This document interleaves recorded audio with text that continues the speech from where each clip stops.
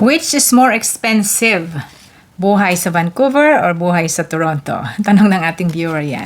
At ang sagot, kung housing ang pag-uusapan, presyo ng bahay kung bibili ka at presyo ng bahay kung magrerenta ka, slightly higher ang presyo sa Vancouver, sa British Columbia kumpara sa Toronto, Ontario. Kaunti. Sa mga presyo naman ng cost of living pa, yung mga presyo ng bilihin, transportation, mga ganyan, halos pareho lang sila. Halimbawa, ang transportation, mas mahal ng konti ang bayad sa Vancouver. Sa presyo ng mga gatas, sandwiches, etc.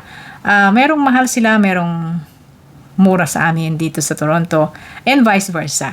So, sa cost of living ay halos even lang silang dalawa. Kung ating susumahin, mas nakakalamang pa rin po ang Vancouver ng kaunting taas. Si Ate Menchie ito from Toronto. Salamat sa inyong panonood.